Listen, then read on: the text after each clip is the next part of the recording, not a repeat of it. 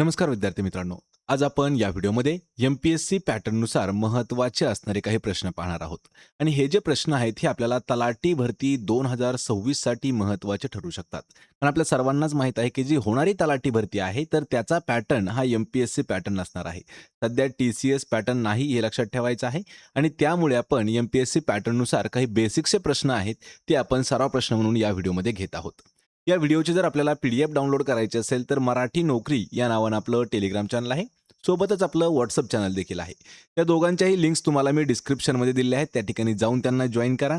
म्हणजे आपल्याला प्रत्येक व्हिडिओच्या पी-डी-एफ अगदी फ्रीमध्ये उपलब्ध करून दिलेल्या आहेत.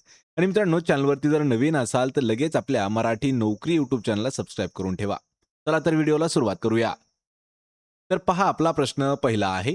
खालीलपैकी पश्चिमेकडे प्रवाहित होणारी नदी कोणती आहे? मित्रांनो, यामध्ये आपण 20 प्रश्न घेतलेले आहेत आणि हे सर्वच्या सर्व प्रश्न आपल्याला एम-पी-एस-सी पॅटर्ननुसार घेण्यात आलेले आहेत. त्यामुळे लक्ष द्यायचे, हा जो व्हिडिओ आहे हा थोडासा महत्त्वाचा असणार आहे. पश्चिमेकडे प्रवाहित होणारी नदी खालीलपैकी कोणती आहे? तर या प्रश्नाचं योग्य उत्तर होईल ऑप्शन क्रमांक 4. तर तापी नदी जी आहे दिलेल्यांपैकी ती पश्चिमेकडे प्रवाहित होणारी नदी आहे. मग याच्यावरती काही आपण महत्त्वाचे पॉईंट्स देखील घेतलेले आहेत. त्या पॉईंट्समध्ये पहा, सर्वात पहिल्यांदा पाहूया पूर्व वाहिनी नद्या कोणकोणत्या आहेत. कृष्णा, भीमा, गोदावरी आणि पैनगंगा ह्या ज्या आहेत ह्या पूर्वेकडे वाहणाऱ्या नद्या आहेत. दुसरा आपला पॉईंट आहे पहा, पश्चिमी वाहिनी नद्या म्हणजे पश्चिमेकडे वाहणाऱ्या नद्या कोणकोणत्या आहेत. पूर्णा नदी, नर्मदा नदी, तापी नदी, दमनगंगा, सावित्री, वैतरणा, उल्हास आणि कुंडलिका ह्या पश्चिम वाहिनी नद्या आहेत. यानंतर तिसरा जो घटक आहे आपला उत्तर वाहिनी नद्या, तर त्यामध्ये वाघूर, मोरणा, नळगंगा आणि पांझरा ह्या ज्या आहेत ह्या उत्तर वाहिनी नद्या आहेत. मग राहिला आता दक्षिण वाहिनी नद्या, तर यामध्ये इंद्रावती नदी, वेण्णा नदी, प्राणहिता, वर्धा आणि पेंच या ज्या नद्या आहेत ह्या दक्षिण वाहिनी नद्या आहेत. आणि पश्चिमेकडे वाहणारी खालीलपैकी कोणती नदी आहे? तर तापी हे आपलं योग्य उत्तर होणार आहे. यानंतरचा प्रश्न आहे पहा, पूर्व महाराष्ट्रातील चंद्रपूर आणि भंडारा या जिल्ह्यातील परंपरागत जलसिंचन तलावाला काय म्हणतात?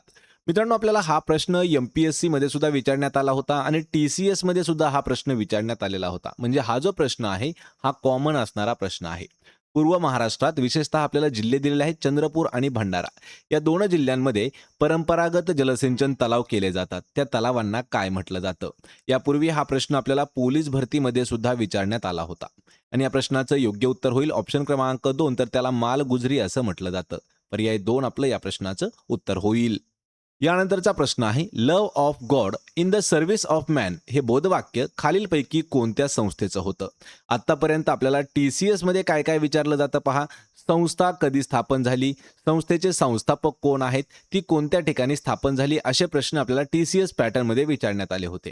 पण एम-पी-एस-सी थोडंसं यापेक्षा ॲडव्हान्स आहे. या ठिकाणी आपल्याला काय विचारलंय की एक बोधवाक्य दिलेलं आहे. बोधवाक्य काय आहे? Love of God in the service of man. हे बोधवाक्य कोणत्या संस्थेचं आहे असा प्रश्न विचारलेला आहे. तर ही जी संस्था आहे तर ही आहे प्रार्थना समाज आणि प्रार्थना समाजाचं ते बोधवाक्य होतं, love of God in the service of man. यावरती सुद्धा आपण काही महत्त्वाचे पॉईंट्स आहेत मित्रांनो, ते पॉईंट जाणून घेऊया. तर यामध्ये सर्वात पहिला पॉईंट आहे की हे जे घोषवाक्य आहे हे न्यायमूर्ती महादेव रानडे यांनी निश्चित केलं होतं. आणि प्रार्थना समाजाचं उद्दिष्ट काय होतं? तर मानवाची सेवा करणे आणि समाज सुधारवणे, जे देवावरील प्रेमातून निर्माण होते. हे जे आहे हे त्याचं उद्देश होतं किंवा एक प्रकारे म्हणू शकतो की उद्दिष्ट होतं प्रार्थना समाजाचं. पर्याय क्रमांक 1 आपलं या प्रश्नाचं उत्तर होईल. यानंतरचा प्रश्न आहे, गुजराती भाषेतून प्रसिद्ध झालेले मुंबईतील पहिले देशी भाषेतील वृत्तपत्र खालीलपैकी कोणते आहे? यावर सुद्धा प्रश्न आपल्याला 2 ते 3 वेळा विचारण्यात आले होते पहा एम-पी-एस-सीला. आणि लक्षात ठेवायचं, हे जे प्रश्न आहेत ना हे सर्वच्या सर्व प्रश्न आपण एम-पी-एस-सीच्या पेपरमधून घेतलेले आहेत. गुजराती भाषेतून प्रसिद्ध झालेले मुंबईतील पहिले देशी भाषेतील वृत्तपत्र कोणते आहे? तर त्याचं नाव होतं ऑप्शन क्रमांक 2. तर मुंबई समाचार हे जे आहे हे गुजराती भाषेतून प्रसिद्ध झालेलं मुंबईतील पहिलं देशी वृत्तपत्र होतं. पर्याय 2 आपलं या प्रश्नाचं उत्तर आहे. यानंतरचा प्रश्न आहे, खालीलपैकी कोणत्या वर्षी बलवंतराय मेहता समितीची स्थापना ही केंद्र शासनाने केली होती? मित्रांनो, हा प्रश्न खूप महत्त्वाचा आहे. आत्तापर्यंत आपल्याला 6 ते 7 वेळापेक्षा जास्त हा परीक्षेमध्ये विचारण्यात आलेला आहे. बलवंतराय मेहता समितीची स्थापना कोणत्या वर्षी करण्यात आली होती? आणि ते जे वर्ष आहे 1957 या वर्षी बलवंतराय मेहता समितीची स्थापना करण्यात आली होती. ऑप्शन क्रमांक 3 आपलं या प्रश्नाचं उत्तर आहे. मग याच्यावरती काही आपण 2 ते 3 पॉइंट्स पाहूया. तर केंद्र शासनाने बलवंतराय मेहता समितीची स्थापना ही 1957 साली केली होती. लक्षात ठेवा, डेट जर विचारलं तर 16 जानेवारी 1957 हे उत्तर आहे. याचा उद्देश काय होतं, तर सामुदायिक विकास कार्यक्रम जो 1952ला सुरू झाला आणि राष्ट्रीय विस्तार सेवा जी 1953 सुरू झाली. तर याच्या कामकाजाची चौकशी करणं हे बलवंतराय मेहता समितीचं मेन उद्देश होतं. याची शिफारस कोणी केली होती, तर या समितीने नोव्हेंबर 1957 मध्ये आपला अहवाल सादर केला आणि त्रिस्तरीय पंचायत राज व्यवस्थेची शिफारस केली होती. हा पॉइंट सर्वात महत्त्वाचा आहे. याच्यावरती सुद्धा प्रश्न विचारला होता की 1957 मध्ये अहवाल त्यांनी सादर केला आणि त्रिस्तरीय पंचायत राज व्यवस्थेची शिफारस ही बलवंतराय मेहता समितीने केली होती. याचे अध्यक्ष कोण होते, तर या समितीचे अध्यक्ष बलवंतराय मेहता होते. पर्याय क्रमांक 3 आपलं उत्तर होईल. यानंतरचा प्रश्न आहे, मुंबईतील खालीलपैकी कोणत्या मैदानाचे अधिकृतपणे ऑगस्ट क्रांती मैदान असे नामांतर करण्यात आले आहे? महत्त्वाचा असणारा प्रश्न आहे. सर्वात पहिल्यांदा नाव काय होतं हे आपल्याला विचारलेलं आहे आणि त्याचं नवीन नाव काय आहे, तर ऑगस्ट क्रांती मैदान असं नामांतर झालेलं आहे. ते मुंबईमधील मैदान कोणतं आहे? या प्रश्नाचं योग्य उत्तर होणार आहे ऑप्शन क्रमांक 3, तर गोवालिया टँक मैदान जे आहे याचं नामांतरण हे ऑगस्ट क्रांती मैदानामध्ये करण्यात आलं होतं. ते का करण्यात आलं होतं याच्यावरती सुद्धा आपण पॉईंट्स घेतलेले आहेत. याचं मूळ नाव काय आहे ऑगस्ट क्रांती मैदानाचं? गोवालिया टँक मैदान. महात्मा गांधी यांनी 8 ऑगस्ट 1942 रोजी भारत छोडो आंदोलनाचं भाषण दिलं होतं आणि याच्या ऐतिहासिक महत्त्व लक्षात घेऊन महाराष्ट्र शासनाने या मैदानाचं नाव ऑगस्ट क्रांती मोर्चा मैदान असं ठेवलेलं आहे. पर्याय 3 आपलं या प्रश्नाचं योग्य उत्तर होईल. यानंतरचा प्रश्न आहे, एशियाटिक सोसायटी ऑफ बंगाल. त्याचं नाव लक्षात ठेवायचे, महत्त्वाची असणारी ही संस्था आहे पहा. एशियाटिक सोसायटी ऑफ बेंगॉल ही याची स्थापना ही कोणत्या वर्षी करण्यात आलेली आहे? हा प्रश्न आपल्याला TCS पॅटर्नमध्ये सुद्धा विचारण्यात आला होता, जी 2023ला तलाठी भरती झाली त्यामध्ये. तर या प्रश्नाचं योग्य उत्तर होणार आहे 1784. ऑप्शन क्रमांक 2, तर 1784 साली एशियाटिक सोसायटी ऑफ बंगाल याची स्थापना करण्यात आलेली आहे. पूर्ण थोडेसे पॉईंट समजावून घेत जा मित्रांनो, कारण याच्यावरती सुद्धा आपल्याला प्रश्न विचारले जाऊ शकतात. स्थापना कधीची आहे? 15 जानेवारी 1784. संस्थापक कोण आहेत? William Jones. ठिकाण कोणतं आहे? फोर्ट विल्यम्स, कोलकाता या ठिकाणी. आणि या संस्थेचा उद्देश काय आहे? तर प्राचीन काळातील इतिहास आणि संस्कृतीचा अभ्यास करणे या संस्थेचा उद्देश आहे. उद्देश म्हणण्यापेक्षा की काम आहे. पर्याय क्रमांक 2 आपलं या प्रश्नाचं उत्तर होईल. यानंतरचा प्रश्न आहे, भारताला स्वातंत्र्य मिळाल्यावर लगेचच बडोदा संस्थान डॅशमध्ये विलीन करण्यात आले होते. भारताला स्वातंत्र्य कधी मिळालं लक्षात ठेवा, 1947. 15 ऑगस्ट 1947ला भारताला स्वातंत्र्य मिळालं आणि त्यानंतर लगेचच बडोदा संस्थान जे आहे तर हे डॅशमध्ये विलीन करण्यात आलं होतं. म्हणजे कोणत्या संस्थानामध्ये ते विलीन करण्यात आलं होतं? या प्रश्नाचं योग्य उत्तर होईल ऑप्शन क्रमांक 3, तर मुंबई इलाखा जो आहे यामध्ये बडोदा संस्थानाला विलीन करण्यात आलं होतं. मग मुंबई इलाका एक प्रकारे हे राज्य असल्यासारखं होतं, लक्षात ठेवायचंय. पण मुंबई इलाखा म्हणजे या संस्थानातून मुंबई आणि महाराष्ट्र असे 2 वेगवेगळे घटक झालेले आहेत आणि 1 मे 1960 या दिवशी महाराष्ट्राची स्थापना झालेली आहे. यानंतरचा प्रश्न आहे, लॉर्ड कॉर्नवॉलिसने प्रत्येक जिल्ह्याच्या आकारानुसार लहान विभाग करून प्रत्येक विभागावर कोणते हिंदुस्थानी अधिकारी नेमले होते? महत्त्वाचा असणारा प्रश्न आहे. हा प्रश्न सुद्धा 3 ते 4 वेळा MPSC मध्ये विचारण्यात आला होता. यावरती महत्त्वाचे 2 ते 3 प्रश्न वेगवेगळे विचारले जातात, ते देखील आपण पाहूया. तर लॉर्ड कॉर्नवॉलिस हा जो इंग्रज अधिकारी होता किंवा गव्हर्नर होता, तर याने प्रत्येक जिल्ह्याच्या आकारानुसार त्याचे काही लहान विभाग केले होते आणि प्रत्येक विभागावर एक हिंदुस्थानी अधिकारी नेमला होता. तर त्या हिंदुस्थानी अधिकाऱ्याला दरोगा असं म्हटलं जात होतं. पर्याय क्रमांक 2 उत्तर होणार आहे. मग याच्यावरती इम्पॉर्टंट पॉईंट्स पहा. लॉर्ड कॉर्नवॉलिसने पोलीस प्रशासनामध्ये सुधारणा करत प्रत्येक जिल्ह्याचे लहान लहान विभाग केले. त्याला ठाणे असं म्हटलं जात होतं. लक्षात ठेवा, जे लहान लहान विभाग केले त्याला काय म्हटलं जात होतं? त्याला ठाणे असं म्हटलं जात होतं. आणि त्या ठाण्यावर किंवा त्या विभागावर एक हिंदुस्थानी अधिकारी नेमला होता आणि त्याला म्हटलं जात होतं पहा दरोगा. तर तो दरोगा का नेमला होता? तर प्रत्येक विभागावर देखरेख करण्यासाठी दरोगाची नेमणूक करण्यात आली होती. पर्याय 2 आपलं या प्रश्नाचं उत्तर होईल. यानंतरचा प्रश्न आहे पहा, विनायक दामोदर सावरकर, त्र्यंबकराव म्हसकर आणि रावजी कृष्णा यांनी नाशिक येथे प्रथम कोणती संस्था स्थापन केली होती? महत्त्वाचा असणारा प्रश्न आहे. यावरती आपल्याला 2 वेळा प्रश्न हा पोलीस भरतीमध्येच विचारण्यात आला होता. विनायक दामोदर सावरकर, त्र्यंबकराव म्हसकर आणि रावजी कृष्णा यांनी नाशिकमध्ये सर्वात पहिल्यांदा कोणती संस्था स्थापन केली होती? तर त्या संस्थेचं नाव आहे ऑप्शन क्रमांक 1, तर मित्रमेळा ही जी संस्था आहे ही सर्वात पहिल्यांदा नाशिकमध्ये या तिघांनी सुरू केली होती. पर्याय क्रमांक 1 आपलं या प्रश्नाचं उत्तर होईल. यानंतरचा प्रश्न आहे पहा, ब्राह्मो सभेची स्थापना कोणत्या वर्षी झाली, जी नंतर ब्राह्मो समाज म्हणून ओळखली जाऊ लागली. एकाच प्रश्नामध्ये आपल्याला दोन वेगवेगळे प्रश्न विचारलेले आहेत. सर्वात पहिला प्रश्न आहे की ब्राह्मो सभेची स्थापना ही कधी झाली, तर लक्षात ठेवा 1828 या वर्षी ब्राह्मो सभेची स्थापना करण्यात आलेली आहे. मग या ठिकाणी अजून एक आपल्याला प्रश्न तयार होतो की नंतर ती ब्राह्मो समाज म्हणून ओळखली जाऊ लागली. कधी कधी प्रश्न विचारला जातो की ब्राह्मो समाज या संस्थेचं आधीचं नाव काय होतं, तर तिचं नाव होतं ब्राह्मो समाज. तर तिचं नाव होतं ब्राह्मो सभा आणि याची स्थापना ही 1828 या वर्षी करण्यात आली होती. संस्थापक आहेत राजा राममोहन रॉय आणि द्वारकानाथ टागोर यांनी ही स्थापना केलेली होती 20 ऑगस्ट 1828 मध्ये. आणि याच नंतर ब्राह्मो सभेलाच ब्राह्मो समाज म्हणून ओळखलं जाऊ लागलं. ऑप्शन क्रमांक 2 या प्रश्नाचं उत्तर होईल. यानंतरचा प्रश्न आहे, स्वतंत्र भारतातील पहिले भारतीय गव्हर्नर जनरल खालीलपैकी कोण होते. हा सुद्धा प्रश्न आपल्याला 3 ते 4 वेळा परीक्षेमध्ये विचारला होता आणि यावर सोपा प्रश्न करून आपल्याला पोलीस भरतीमध्ये जवळपास 8 वेळापेक्षा जास्त हा प्रश्न विचारण्यात आला होता. स्वतंत्र भारताचे पहिले भारतीय गव्हर्नर कोण होते असा आपल्याला प्रश्न विचारला होता.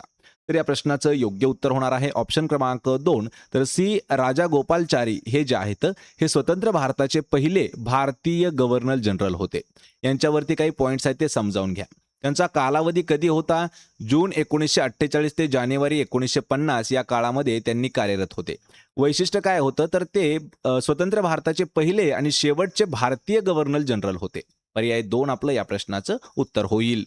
यानंतरचा प्रश्न आहे, गोरीगंगा म्हणून ओळखल्या जाणाऱ्या नेपाळ हिमालयातील मील हिमनद्यामध्ये खालीलपैकी कोणती नदी उगम पावते. यापूर्वी आपण एक व्हिडिओ घेतलेला होता. संपूर्ण भारतातील त्या व्हिडिओमध्ये आपण नद्या कव्हर केलेल्या होत्या आणि त्या नद्यासोबत त्या कोणत्या ठिकाणी उगम पावतात म्हणजे त्यांचं उगमस्थान कोणत्या ठिकाणी होतं त्यावर सुद्धा आपण एक व्हिडिओ घेतलेला आहे.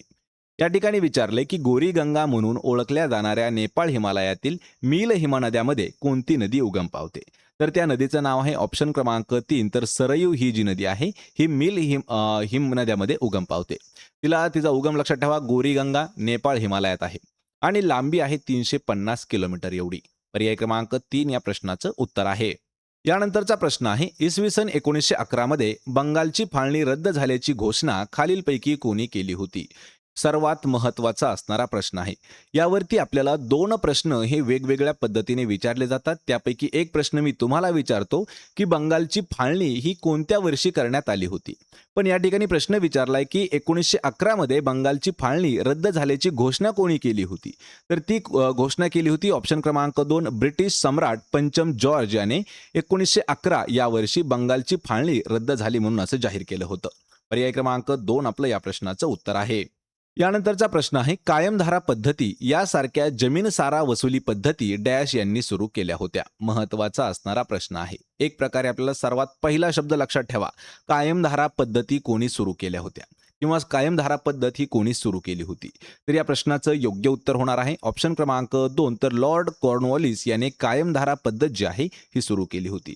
मित्रांनो, ज्या वेगवेगळ्या असणाऱ्या ज्या काही पद्धती आहेत जमीन सारा वसुली पद्धती, त्यावर सुद्धा आपण एक शॉर्ट्स व्हिडिओ घेतलेला आहे, तो सुद्धा जाऊन पाहून घ्या. त्याची लिंक मी तुम्हाला डिस्क्रिप्शनमध्ये दिलेली आहे. या प्रश्नाचं उत्तर काय असणार आहे ऑप्शन क्रमांक 2 लॉर्ड कॉर्नवॉलिस.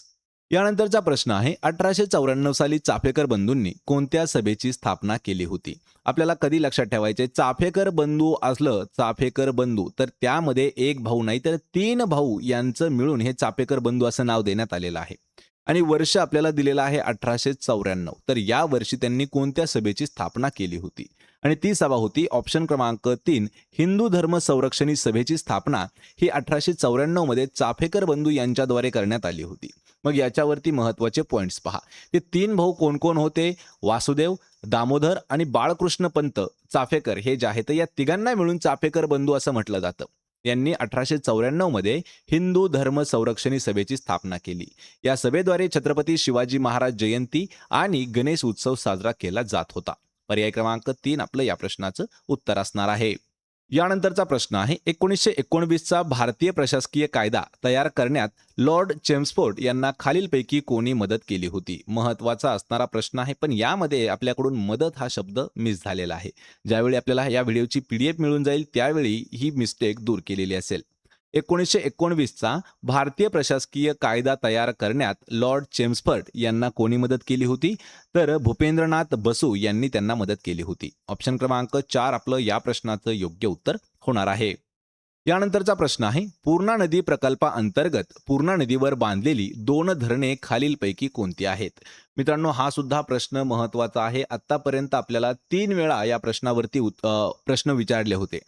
पूर्णा नदीवर बांधलेली 2 धरणे कोणती आहेत आणि ती कोणत्या प्रकल्पाअंतर्गत तयार केली होती? तर पूर्णा नदी प्रकल्पाअंतर्गत पूर्णा नदीवरती 2 धरणे बांधली होती आणि त्यांचं नाव काय आहे? येलदरी आणि सिद्धेश्वर ही 2 धरणं आहेत. पर्याय क्रमांक 1 आपलं या प्रश्नाचं योग्य उत्तर होणार आहे. यानंतरचा प्रश्न आहे, दुर्ग, बस्तर, चंद्रपूर हा लोहपट्टा ज्याला आयर्न बेल्ट असं म्हटलं जातं, तर भारतातील कोणत्या राज्यामध्ये स्थित आहे? तलाठी भरती 2023 मध्ये सुद्धा हा प्रश्न विचारण्यात आला होता आणि MPSC मध्ये सुद्धा या आयर्न बेल्टचा उल्लेख केलेला आहे, म्हणून आपण हा प्रश्न घेतलेला आहे. दुर्ग, बस्तर, चंद्रपूर लोहपट्टा आहे, तो कोणत्या राज्यामध्ये स्थित आहे? तर या प्रश्नाचं योग्य उत्तर होणार आहे ऑप्शन क्रमांक 4, तर छत्तीसगड आणि महाराष्ट्र या राज्यामध्ये स्थित आहे दुर्ग, बस्तर, चंद्रपूर हा लोहपट्टा. याच्यावरती महत्त्वाचे पॉईंट्स आहेत, पहा तीच पॉईंट समजावून घ्या. दुर्ग, बस्तर, चंद्रपूर हा जो लोहपट्टा आहे हा भारतातील छत्तीसगड आणि महाराष्ट्र या राज्यामध्ये स्थित आहे. छत्तीसगडमधील बस्तर जिल्ह्यातील प्रसिद्ध असणारं बैलाडिला पर्वतश्रेणीमध्ये अत्यंत उच्च दर्जाचं हेमेटाइट साठे आढळतात आणि टेकड्यांच्या श्रेणीमध्ये सुपर हायग्रेड हेमेटाइट्स लोह खनिज जे आहे याचे 14 साठे त्या ठिकाणी आढळतात. पर्याय क्रमांक 4 आपलं या प्रश्नाचं उत्तर होईल. यानंतरचा प्रश्न आहे, पंचायत समितीचा प्रशासकीय प्रमुख व सचिव म्हणून कोण कार्य करतो? मित्रांनो, असे प्रश्न आपल्याला खूप वेळा विचारण्यात आलेले आहेत. अधिकारी आणि त्या अधिकाऱ्याचं काम काय? लक्षात ठेवा, त्या अधिकाऱ्याचं काम काय याच्यावरती सुद्धा प्रश्न आपल्याला विचारण्यात आलेले आहेत. मग या ठिकाणी आपल्याला विचारलंय की पंचायत समितीचा प्रशासकीय प्रमुख व त्याचा सचिव कोण असतो? तर तो असतो ऑप्शन क्रमांक 4, तर गटविकास अधिकारी जो आहे हा पंचायत समितीचा प्रशासकीय प्रमुख असतो आणि त्याचा सचिव सुद्धा असतो गटविकास अधिकारी. मग आपल्याला माहित असणं गरजेचं आहे की गटविकास अधिकारी त्याला BDO असं म्हटलं जातं. त्याचे काय काय कामं आहेत पहा. BDOचे कामं, पंचायत समितीच्या बैठकांना उपस्थित राहणे आणि कामकाजावर नियंत्रण ठेवणे, विकास योजनांची आखणी व अंमलबजावणी करणे, ग्रामपंचायतीच्या कामाचं निरीक्षण व व्यवस्थापन करणे आणि शासकीय कामाचा अहवाल राज्य सरकारकडे सादर करणं किंवा पाठवणं हे जे आहेत हे BDO म्हणजेच गटविकास अधिकाऱ्याचे कामं असतात. ऑप्शन क्रमांक 4 आपलं या प्रश्नाचं उत्तर आहे. तर मित्रांनो, हे होते महत्त्वाचे 20 प्रश्न. आपल्याला या 20 पैकी किती प्रश्नाची उत्तरं देता आली हे मला कॉमेंट करून नक्की सांगा, कारण हा जो पॅटर्न आहे हा लेटेस्ट आणि नवीन असणारा पॅटर्न आहे पहा तलाठी भरतीचा. कारण यामध्ये आपल्याला MPSC हे पेपर घेणार असून त्याविषयीच आपल्याला पॅटर्न दिलेला आहे. हा व्हिडिओ जर आपल्याला आवडत असेल तर व्हिडिओला लाईक करा, मित्रांमध्ये व्हिडिओ शेअर करा आणि आपल्या मराठी नोकरी यूट्यूब चॅनलला सबस्क्राईब करून ठेवा. प्रत्येक व्हिडिओची PDF अगदी मी तुम्हाला फ्रीमध्ये प्रोव्हाइड करत आहे. त्यासाठी आपलं टेलिग्राम चॅनल सुद्धा मी तुम्हाला दिलेलं आहे. मराठी नोकरी या नावानं आपलं टेलिग्राम चॅनल आहे. त्याचीही लिंक मी तुम्हाला डिस्क्रिप्शनमध्ये दिलेली आहे. आपण भेटूया पुढच्या एका अशाच नवीन व्हिडिओमध्ये. तोपर्यंत जय हिंद, जय महाराष्ट्र.